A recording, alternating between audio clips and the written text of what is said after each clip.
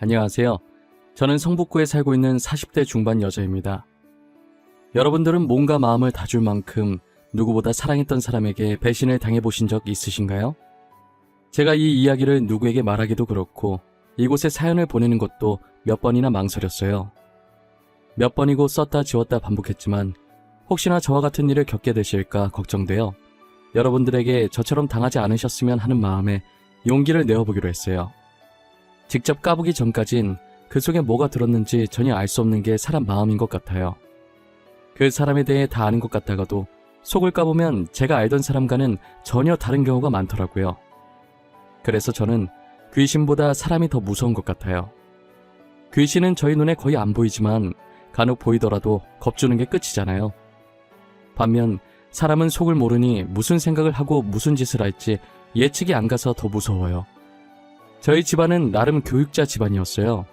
아버지는 사업을 하셨고 저희 외가 쪽이 대대로 교수, 교사하셔서 저희 어머니도 대학 교수셨어요.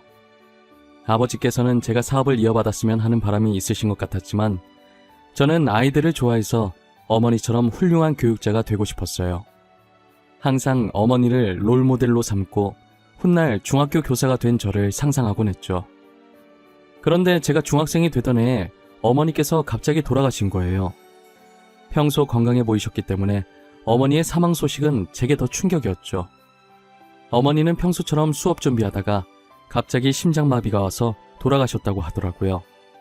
알고 보니 어머니께서는 어렸을 때부터 심장이 약하셨대요.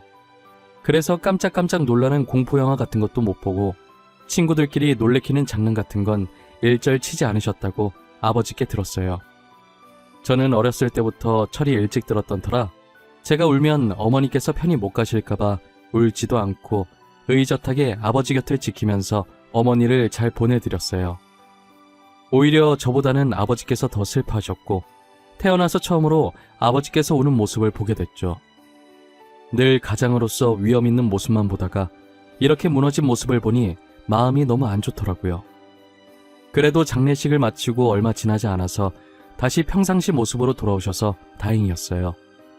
아버지는 제게 지원을 아끼지 않으셨고 하고 싶은 공부가 있다고 하면 다 하게 해주셨어요. 덕분에 저는 공부를 열심히 해서 다들 가고 싶다고 난리인 명문대에 들어가게 되었죠. 대학교 입학할 때까지 공부만 하며 살아왔기 때문에 남자친구를 제대로 사귀어 본 적이 없어요. 고등학생 때 몇 번 사귀긴 했었지만 공부하느라 바빠서 남자친구와 만나서 데이트할 시간이 없었어요. 그래서 헤어진 적이 많았고 매번 그런 식으로 반복되다 보니 연애를 해봤다고 할 수도 없었죠. 저는 대학생 때 우연히 친구 따라 꽈팅이라는 곳에 한번 나간 적이 있어요. 다들 대학 가면 꽈팅에 대한 로망들이 다 있잖아요. 그래서 저도 한번 나가보고 싶었는데 친구가 딱 마침 같이 가자고 제안하더라고요. 애초에 다들 진지하게 만날 생각은 없었고 그 분위기만 즐기는 거라 선뜻 알겠다고 한 것 같아요. 그날 하루 노는 건데도 옷도 여러 벌 사고 화장품도 몇 개씩 사고 난리도 아니었던 것 같아요. 제가 유난인가 싶었는데 꽈팅 날에 가보니 제 친구들도 만만치 않게 한껏 꾸미고 왔더라고요. 평상시에 다 늘어난 추리닝에 과잠 입고 안경 끼고 다니던 애들이 하나도 안 보이는 거예요. 우린 평소와 완전 다른 서로의 모습을 보고 까르르 웃으면서 놀리기 바빴어요. 수업할 때까진 아무 생각이 없었는데 막상 수업을 마치고 꽈팅 시간이 다가오니 떨리더라고요. 괜히 입이 바짝바짝 말라서 물을 얼마나 마셨는지 모르겠어요. 저는 국어 국문학과였고 상대는 의학과였어요. 공부만 하던 사람들이라 분위기가 많이 어색할 줄 알았는데 의외로 의학과 분들이 잘 노시더라고요. 먼저 분위기를 풀어주셔서 저희도 편하게 섞여서 놀 수 있었어요. 어차피 즐기러 간 자리라서 내숭 떨지도 않았고 평상시 제가 하던 대로 행동했었어요. 그런데 그 모습이 털털해 보이고 좋아 보였나 봐요. 이제 슬슬 정리하고 가려고 하는데 한 남학생이 제게 번호를 물어보더라고요. 누군가 제게 번호를 묻는 경우는 처음이어서 살짝 망설이다가 연락처를 찍어줬어요. 제게 연락처를 물어본 사람은 의학과 학생들 중에 제일 나이가 많았었어요.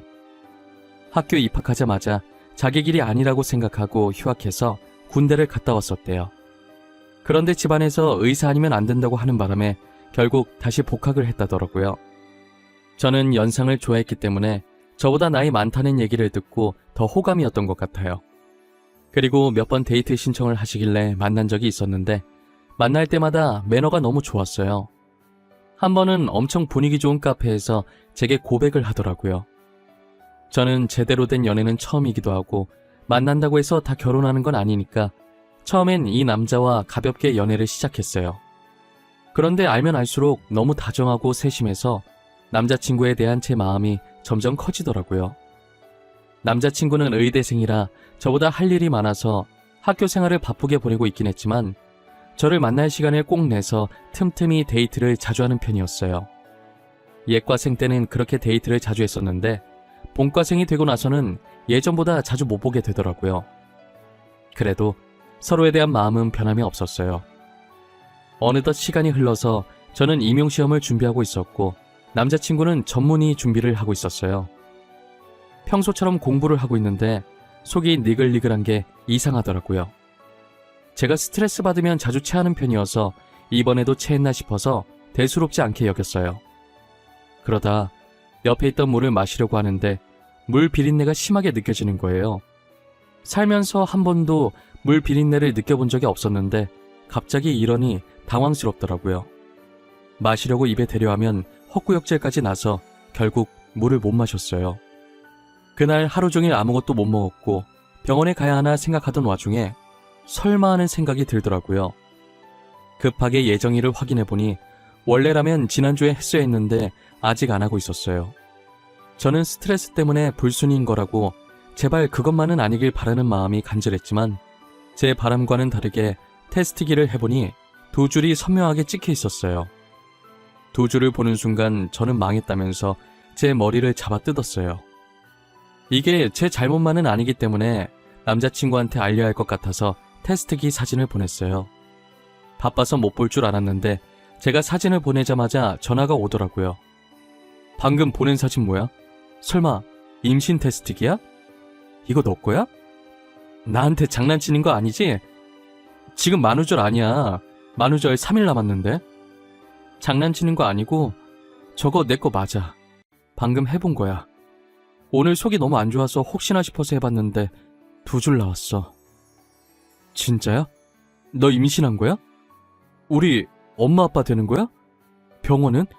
지금 바로 가야 하는 거 아니야? 속 안 좋은 거 말곤 아픈 데 없지? 아픈 곳 없고 병원은 조금 이따 가보려고. 오빠는 걱정 안 돼? 우리 아무것도 준비한 게 없잖아. 아직 제대로 된 직장이 있는 것도 아니고 말이야. 이 아이 낳는 게 맞는 걸까? 무슨 말 하는 거야?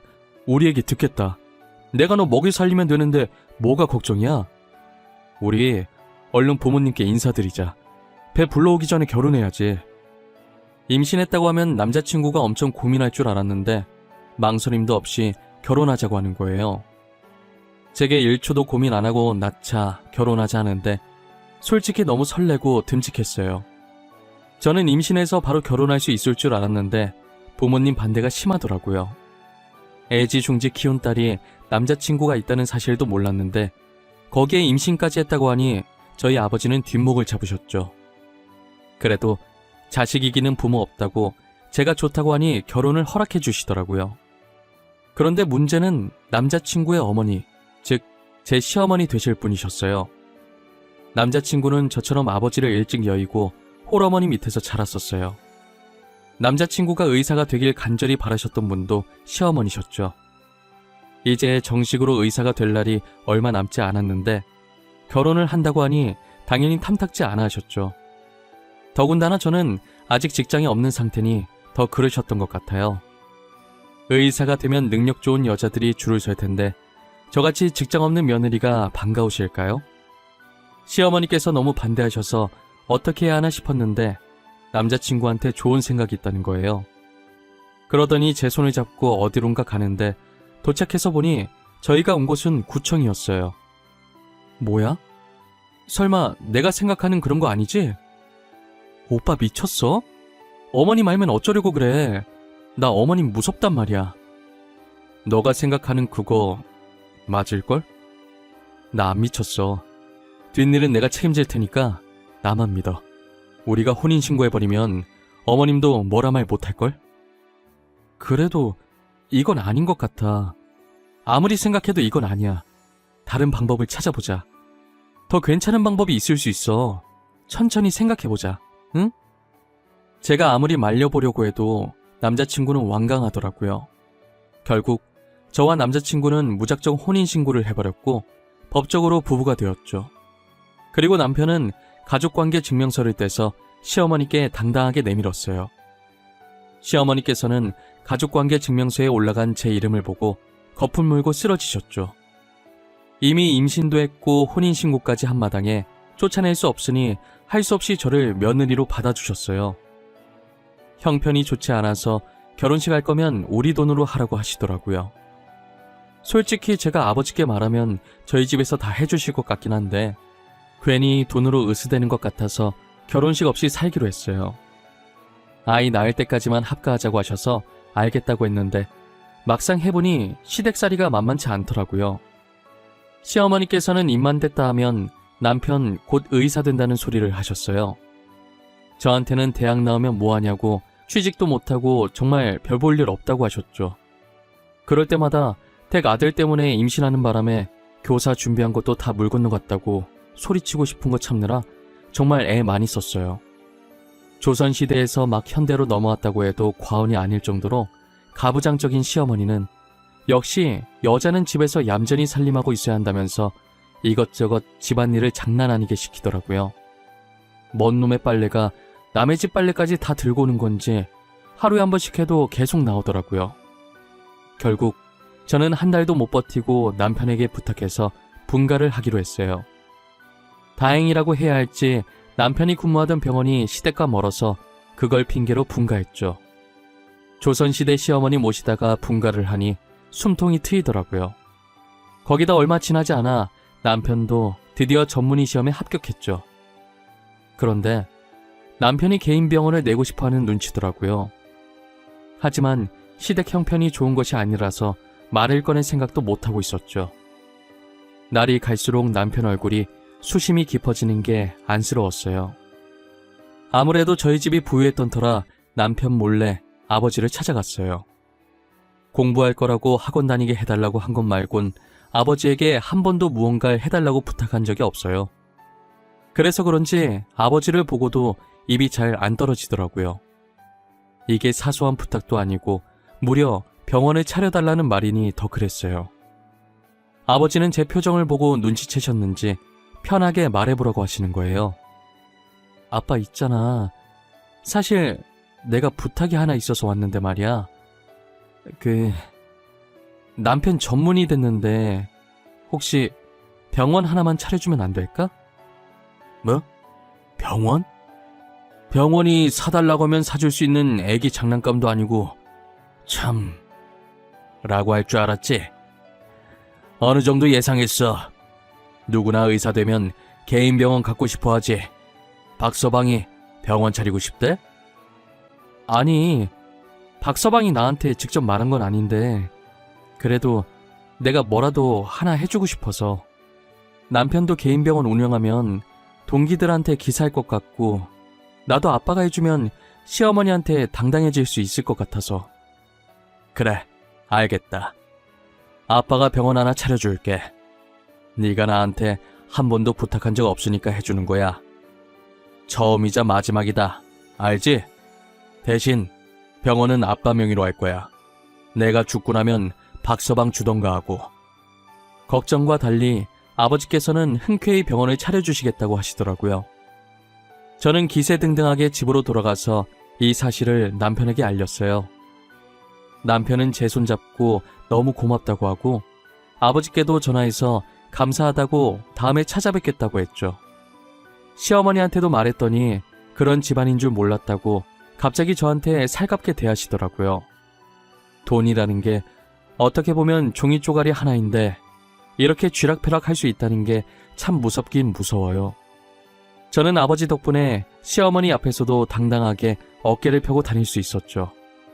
아버지께서는 정말 예상을 하셨던 건지 이미 병원 인테리어가 다 끝나 있더라고요. 그렇게 남편의 생애 첫 개인 병원은 정말 단기간에 개업할 수 있었어요. 아무래도 아버지께서 사업을 하시니 인맥이 많아서 첫날인데도 사람들이 많이 오시더라고요. 게다가 병원 위치도 좋아서 크게 걱정할 게 없었어요. 그리고 남편 병원이 성형외과다 보니 대다수가 젊은 여성분들이었어요. 제가 드라마를 하도 많이 봐서 설마 드라마에서 보던 일이 펼쳐지는 건 아닐까 했는데 그동안 남편이 제게 했던 행동들을 떠올려 보니 그럴 양반은 아닌 것 같아서 걱정하지 않기로 했어요. 하지만 제가 너무 안일했던 것 같아요.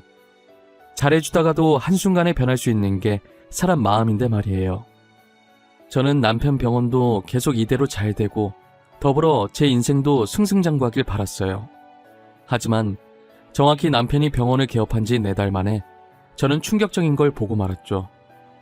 제가 임신 6개월 차에 접어들어서 어느 정도 배가 나와 있는 상태였어요. 몸이 점점 무거워지니까 움직이기 귀찮아서 집에서만 밥을 먹었는데 그날따라 이상하게 밖에 나가고 싶고 간만에 외식도 하고 싶은 거예요. 서프라이즈로 남편 놀래켜주고 싶어서 퇴근 시간에 맞춰서 말도 없이 병원에 갔었어요. 직원들은 이미 다 퇴근했는지 원장실에만 불이 켜져 있고 로비는 캄캄하더라고요. 살금살금 원장실로 다가가는데 가까이 갈수록 이상한 소리가 들리는 거예요. 남편의 목소리와 함께 외간 여자 목소리가 간간히 들리는데 그때부터 심장이 미친 듯이 쿵쿵 뛰더라고요. 조심스럽게 원장실 문을 살짝 열어서 봤는데 남편이 직원 한 명이랑 애정 행각을 나누고 있는 게 아니겠어요? 저는 그 모습을 보고 몸이 떨렸지만 침착하게 휴대폰을 들고 녹화하면서 문을 열었어요. 뒤늦게 저를 발견한 남편과 여직원은 당황해 하더라고요. 여직원은 빠르게 옷을 챙겨서 원장실을 나갔고 남편은 어쩔 줄 몰라 했어요. 그러더니 변명한답시고 직원이 수술하려고 상담 요청했는데 상담하다 보니 그렇게 보였던 거라고 하더라고요. 저는 말 같지도 않은 소리 하지 말라고 당장 이혼할 거라고 소리쳤고 남편은 아이를 생각해서 진정하라는 거예요. 바람난 남편 입에서 저런 말이 나오니 화가 났지만 아이라는 말에 멈칫하게 되더라고요. 결국 뱃속에 있는 저희 아이를 생각해서 한 번은 봐주기로 했어요. 태어나자마자 아빠가 없으면 우리 애가 너무 슬플 것 같았거든요. 진짜 너무 꼴보기 싫은데 같은 공간에서 숨쉬기도 싫은데 정말 아기 하나만 보고 참았어요. 그리고 얼마 뒤 남편이 외도를 한 것보다 더 충격적인 일이 발생했어요. 바로 저희 아버지께서 사고로 세상을 떠나신 거예요. 평소 혼자 안 다니시는 양반인데 그날은 비서도 없이 혼자 나갔다고 하더라고요.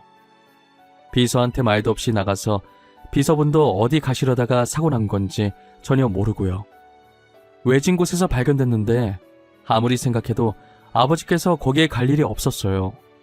하지만 증거가 없어서 아버지를 그렇게 만든 범인을 잡을 수 없었고 결국 저희 아버지 사건은 미제 사건으로 분류되었죠.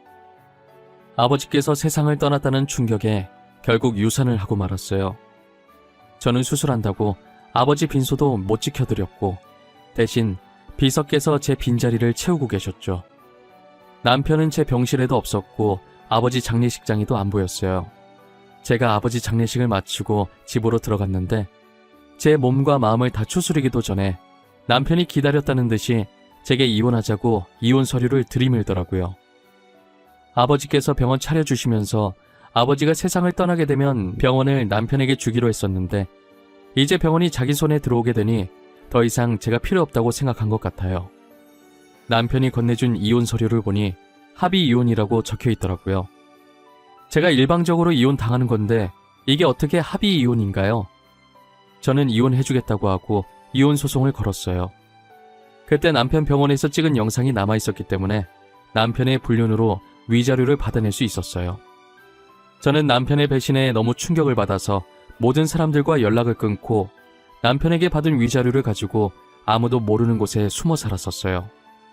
그런데 어떻게 알고 온 건지 비서분이 저를 찾아오신 거예요. 아버지에게 빚진 게 많다고 대신 저한테 그 빚을 갚게 해달라고 하시더라고요. 비서분은 보육원 출신이셨는데 아버지께서 그 보육원에 봉사하러 갔다가 아이들과 잘 놀아주는 비서분을 발견한 뒤로 계속 눈여겨보고 있었대요. 곧 성인이라 보육원을 떠나야 한다는 소리를 원장님께 듣고 데리러 왔다고 하신 적이 있었어요. 거의 양아들처럼 믿고 비서직을 맡겼고 그만큼 비서도 아버지께 잘했었죠. 늘 저희 아버지를 친아버지처럼 생각하셨었거든요. 저랑은 어색한 사이였는데 아버지 돌아가시고 제게 도움을 많이 주시려고 노력하셨어요. 회사는 서울에 있고 저는 강원도로 피해 왔었는데 거의 출퇴근하다시피 제 집을 왔다 갔다 하시면서 상태가 어떤지 살피시더라고요. 아버지 유언장에 회사를 저한테 주기로 하셨었는데 안 받으려다가 아버지 유언이시니까 바지 사장으로 올려놓고 실질적인 대표 업무는 비서분이 다 하고 계셨어요. 저는 기댈 곳이 비서분밖에 없었고 비서분도 가족이 없으니 자연스럽게 저한테 기대시더라고요. 그러다가 비서분께 그냥 둘이 같이 살면 어떻겠냐고 해서 저는 비서분과 재혼을 하게 되었어요. 남편과는 겨우 1살 차이였고 제 과거를 아는 사람이라 굳이 숨기지 않아도 되니 더 편했던 것 같아요. 남편은 되게 따뜻한 사람이라 제 아픈 과거를 절대 꺼내지 않았고 사랑으로 보듬어 주었어요. 아버지가 살아계셨을 때 남편을 왜 눈여겨봤는지 알겠더라고요. 3년 동안 살면서 한 번도 싸운 적 없고 항상 저한테 져주던 남편이었어요. 그러다 한 번은 남편이 조심스럽게 예전에 아버지가 살았던 집 얘기를 꺼내는 거예요. 자기야, 나 진짜 고민 많이 하다가 말하는 건데 우리 예전에 아버님께서 살던 집에서 살면 어때? 여긴 당신 친구도 없고 나도 회사 나가면 혼자 있는 시간 많은데 그만큼 외롭잖아. 아, 맞아. 회사. 당신 회사 집이랑 많이 멀지? 왕복 얼마더라? 그동안 당신 출퇴근하기 힘들었을 텐데 내가 이기적이었네. 아빠가 살던 집으로 가자. 아니, 출퇴근 힘들어서 그러는 거 아니야. 3년 동안 잘 다녔는데 뭘. 그냥 당신이 많이 외로워 보여서. 왜 그런 사람 때문에 당신이 이러고 살아야 하는지 모르겠어. 저는 듣고 보니 남편의 말도 맞다고 생각했어요. 생각해보면 잘못은 전 남편이 있는데 제가 왜 궁상 떨면서 이러고 살았는지 모르겠어요. 그렇게 저희는 3년 반 만에 고향인 서울로 올라오게 됐어요. 남편은 한쪽에서 이삿짐을 풀고 있었고 저는 오랜만에 다시 만난 집을 둘러보고 있었어요. 아무도 없는 집치곤 깔끔하길래 놀랐는데 알고 보니 남편이 주말마다 와서 관리해줬더라고요. 저도 신경 안 쓰고 있던 아버지 집을 남편이 소중히 관리해줬다니 고마워서 눈물이 고였어요. 이삿짐을 풀고 있는 남편을 보면서 눈물이 흐를랑 말랑 하고 있는데 누가 뒤에서 제 이름을 부르더라고요. 지아은씨? 지아은씨 맞으시죠? 3년 동안 찾아왔었는데 아무도 안 계시다가 드디어 만나 뵙네요. 저는 지은석씨 전담 변호사였던 김철우라고 합니다. 안녕하세요. 아, 네, 안녕하세요.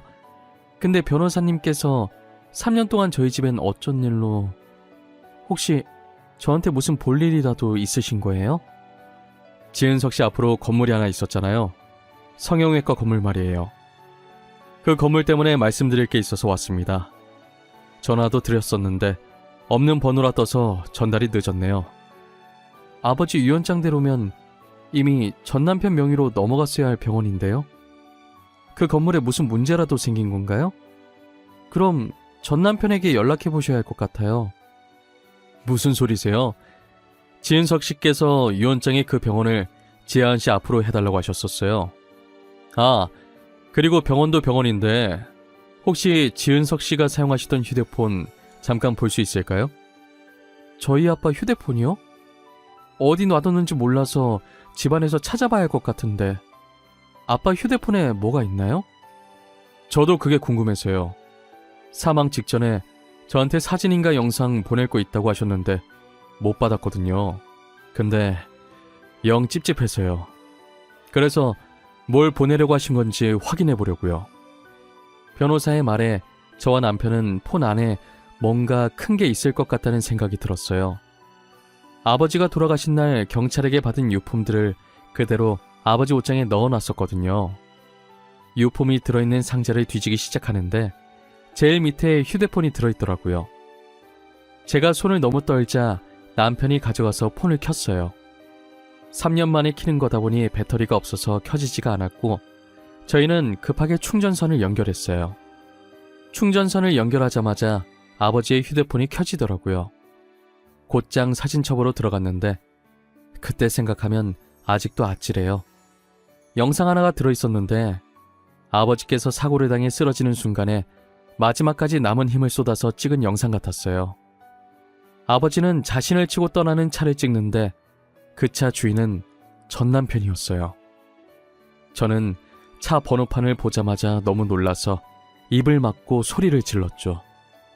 알고 보니 전 남편이 불륜도 들켰겠다, 병원이라도 가지려고 일부러 그랬던 것이었어요.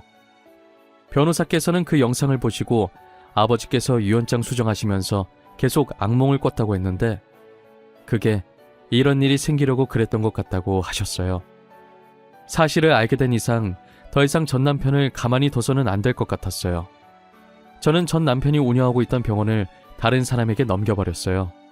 그리고 전 남편을 신고하려고 경찰서로 향했죠. 그런데 전 남편이 딱 마침 경찰서에 연행돼서 앉아있더라고요. 살짝 엿들어 보니 전 남편한테 걸린 의료사고 소송과 상간남 소송이 어마어마했어요. 원래 안 좋은 일은 한꺼번에 터진다고 하잖아요. 이제껏 잠잠하다가 제가 신고하러 간 날 그때 한 번에 다 터진 거라고 하더라고요. 참 고소복도 많은 양반이었어요. 전 남편은 뒤늦게 저를 발견하고 엄청 놀라는 거예요. 그러더니 저보고 병원 내놓으라고, 병원이 왜 제 명의로 되어 있는지 따지더라고요. 지금 나한테 그거 따지고 있을 상황이 아닐 텐데? 너 저기 쌓여있는 고소장들 다 어떡하냐? 근데 저 고소장들 내가 가지고 온 거에 비하면 진짜 약과다. 그게 무슨 말이야? 네가 뭘 들고 왔는데? 나 아무 짓도 안 했어. 너 3년 동안 어디에 처박혀서 숨어있더니 머리가 어떻게 됐냐? 내가 뭘 가지고 왔는지 알면 깜짝 놀랄 텐데. 뭐 여기서 공개? 바로 까줘? 네가 궁금하다고 하면 이렇게 많은 사람들이 있는 데서 공개하고. 그렇게 공개할 생각은 없었는데 전 남편이 궁금해하는 것 같아서 아버지 폰에 있던 영상을 틀었어요. 전 남편은 그 영상을 보자마자 온몸을 사시나무 떨듯이 떨고 있더라고요. 저는 새침하게 휴대폰을 다시 넣고 전 남편을 향해 살짝 웃어주고 뒤돌았어요. 그리고 곧장 전 남편을 저희 아버지 사건 범인으로 신고했죠. 결국 전 남편은 징역형을 살게 되었고, 그리고 전 남편에게 걸려있는 소송들 위자료 때문에 시어머니께서 똥줄이 빠지게 돈 구하고 다니시는 것 같더라고요. 드라마처럼 엄청난 복수를 해주고 싶었는데 그렇게 하면 저도 법에 걸리기 때문에 할 수가 없었어요. 속이 완전히 후련해지진 않았지만 그래도 아버지 억울함 정도는 조금 풀 수 있어서 다행이에요. 저희 남편은 이제라도 범인 찾아서 다행이라고, 아마 안에서 천벌받고 있을 거라고 저를 위로해줬어요. 현재 제 남편은 아버지께서 제게 남겨주신 선물 같은 사람이에요. 아버지는 사고가 아니었더라도 나이가 많이 드셔서 저보다 일찍 세상을 떠나게 될 테니 자신이 세상을 떠나게 되면 저 혼자 외롭지 말라고 제 남편을 남겨주신 것 같아요. 남편은 제게 때로는 아버지였다가 때로는 친구였다가 그리고 인생의 동반자인 소중한 존재입니다. 다른 것들은 다 잃어도 지금 남편만큼은 절대 잃고 싶지 않아요. 평생 지금처럼만 서로 이해하며 알콩달콩 잘 살았으면 좋겠어요. 이제는 저도 무거운 마음을 내려놓고 행복해질 때가 되지 않았을까 싶네요. 저의 긴 이야기는 여기서 끝입니다. 지금까지 들어주셔서 감사하고 여러분들은 저 같은 일 겪지 마시고 꼭 행복해지시길 바랄게요.